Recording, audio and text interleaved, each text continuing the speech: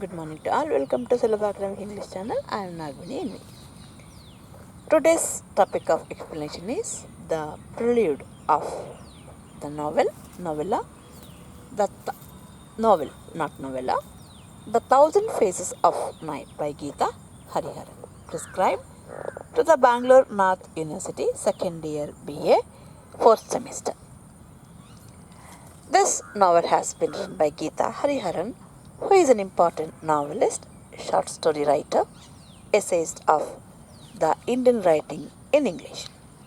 She is a Delhi-based writer of India. Her important works are the short story collection, The Art of Dying, the novels, The Ghosts of Vasu Master, When Dreams Travel, The Times of Siege, and Fugitive Histories, and a collection of essays entitled Almost Home, Cities, and Other Places, The Thousand Faces of Night, won the Commonwealth Writers' Prize for Best First Book in 1993.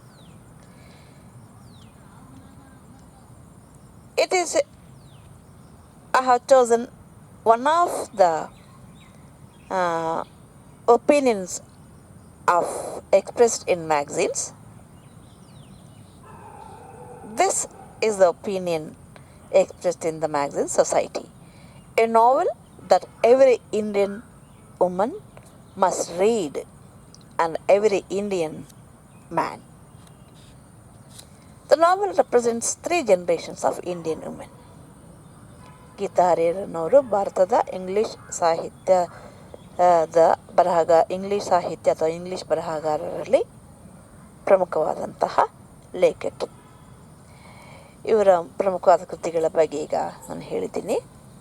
ಈ ಒಂದು ಕಾದಂಬರಿಯ ಬಗ್ಗೆ ಹಲವು ಅಭಿಪ್ರಾಯಗಳು ವ್ಯಕ್ತವಾಗಿದ್ದು, ಅದರಲ್ಲಿ ಒಂದು society ಎನ್ನುವಂಥ ಮ್ಯಾಗ್ಝಿನಲ್ಲಿ ಬಂದಂಥ ಅಭಿಪ್ರಾಯ, A novel that every Indian woman must read and every Indian man, ಪ್ರತಿ ಭಾರತೀಯ ಮಹಿಳೆ ಮತ್ತು ಪುರುಷ ಓದಬೇಕಾದಂಥ ಒಂದು ಕಾದಂಬರಿ. What's the theme of this novel, subject of this novel? The novel represents three generations of Indian women. ಈ ಕಾದಂಬರಿಯ ವಸ್ತು, ಈ ಕಾದಂಬರಿಯಲ್ಲಿ ಮೂರು ಪೀಳಿಗೆ ಭಾರತೀಯ ಮಹಿಳೆಯರ ಜೀವನವನ್ನು, ಮೂರು ಪೀಳಿಗೆಗೆ ಸೇರಿದ ಭಾರತೀಯ ಮೂವರು ಮಹಿಳೆಯರ ಜೀವನವನ್ನು ಇಲ್ಲಿ ಚಿತ್ರಿಸಿದ್ದಾರೆ. ಬೈ ಬ್ಲೆಂಡಿಂಗ್ ಮಿತ್, ಅವರ ಜೀವನವನ್ನು ಮಿತ್ ಪುರಾಣ, ಟೇಲ್ ಕಥೆಗಳು ಮತ್ತು ರಿಯಲ್ ವಾಸ್ತವ, ಇವತ್ತಿನ ಅವರ ವಾಸ್ತವ ಬದುಕು ವರ್ತಮಾನದ ಬದುಕಿನೊಂದಿಗೆ ಬ್ಲೆಂಡ್ ಸಂಯೋಜಿಸಿ ಇಲ್ಲಿ ನಮಗೆ ಲೇಖಕರು ಅವರ ಜೀವನವನ್ನು ಚಿತ್ರಿಸ್ತಾ ಹೋಗ್ತಾರೆ.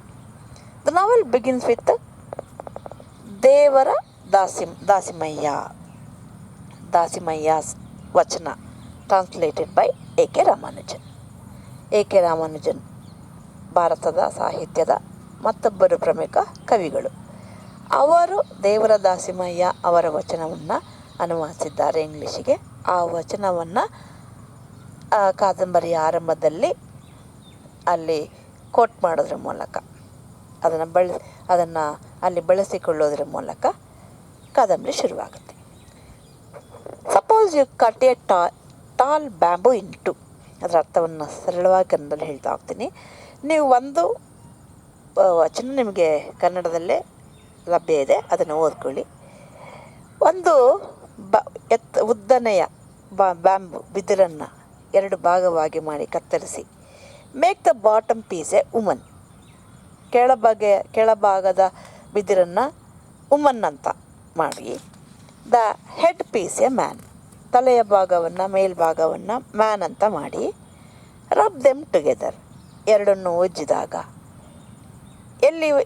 ಎಷ್ಟರವರೆಗೆ ಉಜ್ಜಬೇಕು ಎರಡು ಭಾಗವನ್ನು, ಟಿಲ್ ದ ಕಿಡಿ ಹತ್ತುವವರೆಗೆ. ನಮಗೆ ಗೊತ್ತು, ಎರಡು ಮರಗಳನ್ನು, ಬಿದಿರನ್ನು, ಎರಡು ಮರಗಳ ಕಾಂಡಗಳನ್ನು ಉಜ್ಜಿದರೆ ಬೆಂಕಿ ಕಿಡಿ ಹತ್ತುತ್ತೆ, ಕಲ್ಲುಗಳನ್ನು ಉಜ್ಜಿದರೆ ಘರ್ಷಣೆ ಮಾಡಿದರೆ ಬೆಂಕಿ ಹತ್ತುತ್ತೆ. ಹಾಗೆ ಬ್ಯಾಂಬೂವನ್ನು ಕಟ್ ಮಾಡಿ ಒಂದು ಮ್ಯಾನ್, ಒಂದು ವುಮನ್ ಅಂತ ಹೆಸರಿಸಿ, you rub them till the kindle, ಬೆಂಕಿ ಬಲವರೆಗೆ. ಈಗ ನನಗೆ ಹೇಳಿ, ಟೆಲ್ ಮಿ ನಾವು, the fire that is born, ಎರಡರಿಂದ ರಬ್ ಮಾಡಿದ್ರಿಂದ ಹುಟ್ಟುತ್ತಲ್ಲ ಬೆಂಕಿ, ಅದು that is born is it male or female?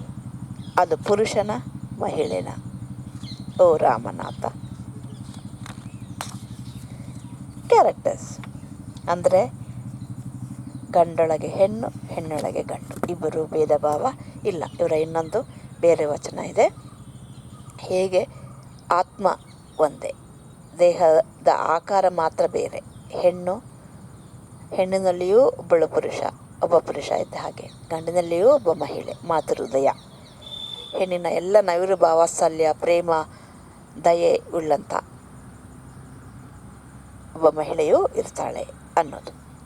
Characters ಸನ್ನಿವೇಶಕ್ಕೆ ಅನುಗುಣವಾಗಿ ಅದಾದಮೇಲೆ ಕ್ಯಾರೆಕ್ಟರ್ಸ್.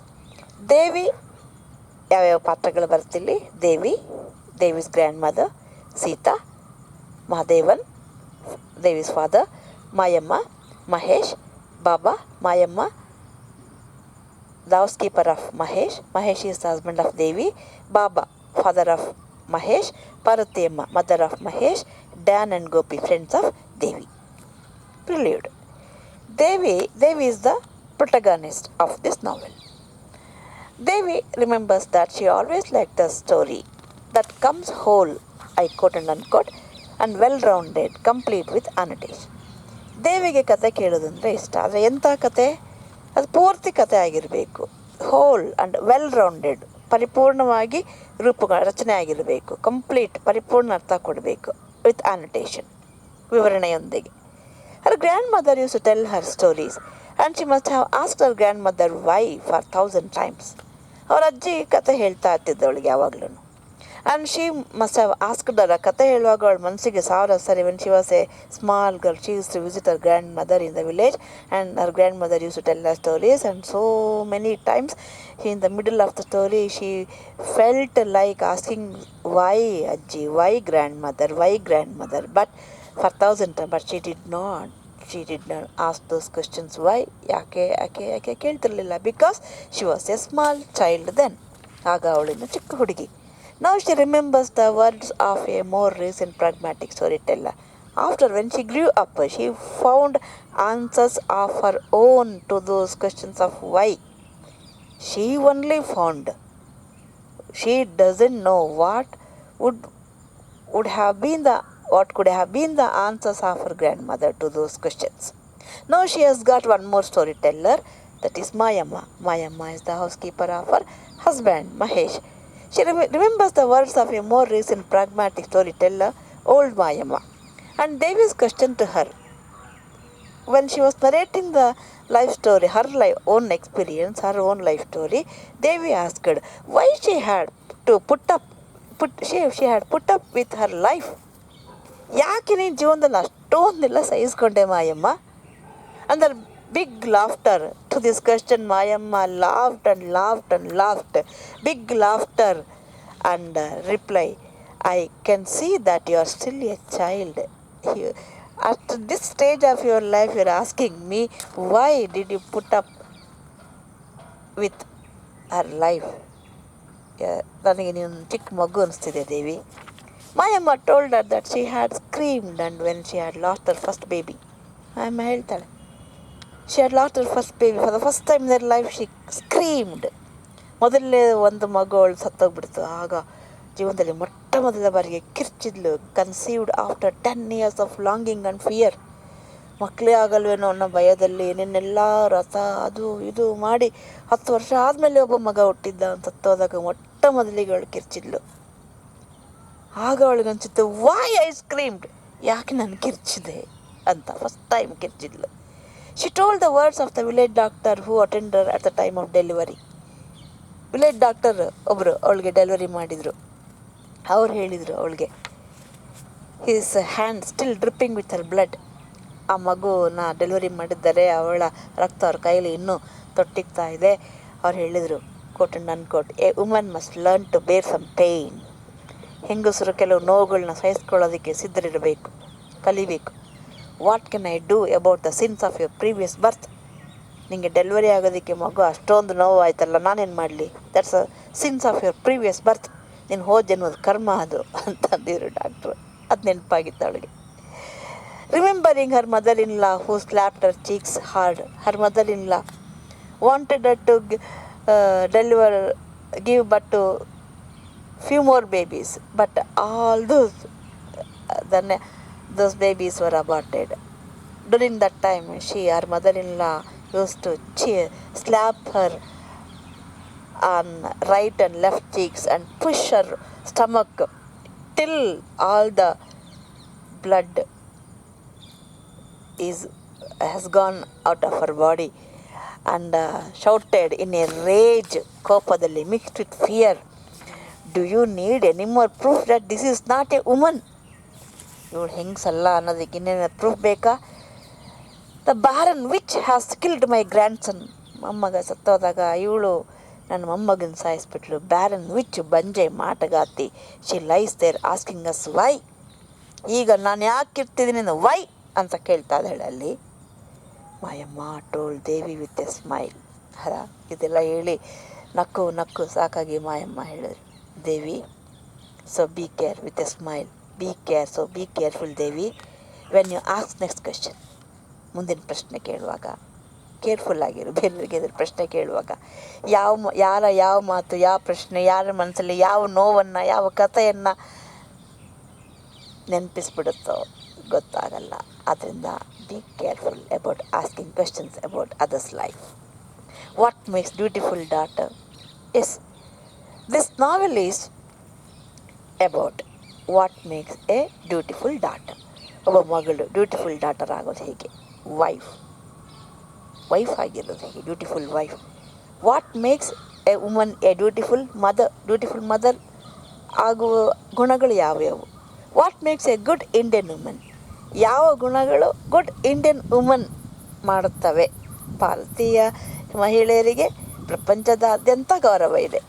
ಯಾವ ಆ ಗುಣಗಳು ಗುಡ್ ಇಂಡಿಯನ್ ವುಮನ್ ಅಂತ ಮಾಡ್ತವೆ ಅನ್ನುವ ಮುಖ್ಯವಾದ ಅಂಶಗಳನ್ನು ಕಾದಂಬರಿಯಲ್ಲಿ ನಾವು ಅವರ ಲೇಖಕಿಯರು ವಿವರಿಸ್ತಾರೆ.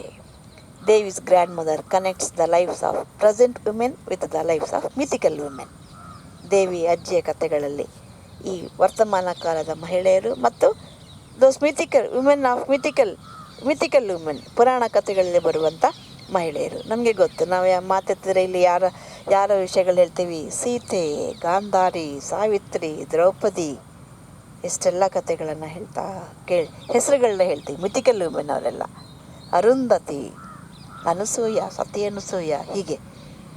ಸೊ ಈ ಕಥೆಯಲ್ಲಿ ದೇವಿಯ ಅಜ್ಜಿ ಆ mythical women and the present day life, ಅವರ ಸುತ್ತಮುತ್ತ ಇರ್ತಕ್ಕಂಥ ಮಹಿಳೆಯರು ಜೀವನಕ್ಕೂ ಹೇಗೆ ಆ ಅಂಶಗಳು ಕನೆಕ್ಟ್ ಆಗಿದ್ದಾವೆ, ಹೇಗೆ ಅವರನ್ನೇ ಇವರು ಪ್ರತಿನಿಧಿಸ್ತಾ ಇದ್ದಾರೆ ಒಂದಲ್ಲ ಒಂದು ರೀತಿಯಲ್ಲಿ ಅನ್ನೋದನ್ನು ಕಥೆಯ ಮೂಲಕ ಬಾಲ್ಯದಲ್ಲೇ ದೇವಿಗೆ ಹೇಳ್ತಾ ಹೋಗ್ತಾರೆ.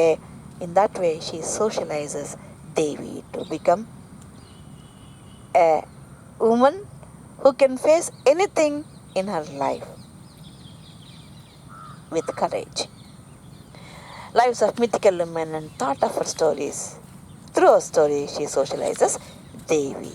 ಹೀಗೆ ಅವರ ಕಥೆಯ ಮೂಲಕ ದೇವಿಯನ್ನು ಅಜ್ಜಿ ಸಾಮಾಜೀಕರಣಗೊಳಿಸ್ತಾರೆ. ಅವಳಿಗೆ ಹೇಗೆ ಒಂದು ಹೆಣ್ಣು ಮಗು ಸುತ್ತಮುತ್ತಲ ಹೆಣ್ಣು ಮಕ್ಕಳ ಕಥೆ ಜೀವನವನ್ನು ನೋಡ್ತಾ, ಪುರಾಣ ಕಥೆಗಳ ಹೆಣ್ಣು ಮಕ್ಕಳ ಪುರಾಣದ ಜೀವನವನ್ನು ನೋಡ್ತಾ ಹೇಗೆ ತಾವು ಬದುಕನ್ನು ಸ್ವೀಕರಿಸಬೇಕು, ಬದುಕಿನ ಸಮಸ್ಯೆಗಳನ್ನ ಹೇಗೆ ಎದುರಿಸಬೇಕು, ತೀರ್ಮಾನಗಳನ್ನ ಹೇಗೆ ತೆಗೆದುಕೊಳ್ಬೇಕು ಅನ್ನುವ ಒಂದು ಭದ್ರವಾದಂಥ ತಳಹದಿಯನ್ನು, ಫೌಂಡೇಶನನ್ನು, ಜೀವನ ದೃಷ್ಟಿಕೋನವನ್ನು ಮದುವೆ ಬಗ್ಗೆ, ಬದುಕಿನ ಬಗೆಗೆ, ಪ್ಯುಬರ್ಟಿ ಬಗೆಗೆ, ಮಕ್ಕಳಾಗುವ ಬಗ್ಗೆ, ಮಕ್ಕಳು ಪಡೆಯೋ ಬಗ್ಗೆ, ಮಕ್ಕಳಿಲ್ಲದಿರೋ ಬಗ್ಗೆ ಅಜ್ಜಿ ಬಾಲ್ಯದಲ್ಲೇ ಅವಳಿಗೆ ಒಂದು ಭದ್ರವಾದಂಥ ಒಂದು ತಳಹದಿಯನ್ನು ಹಾಕಿಕೊಡ್ತಾರೆ. This is what we know about Devi in the first in the introductory part, prelude. I think I have understood the explanation. If you have any question or doubt, please post in the comment box.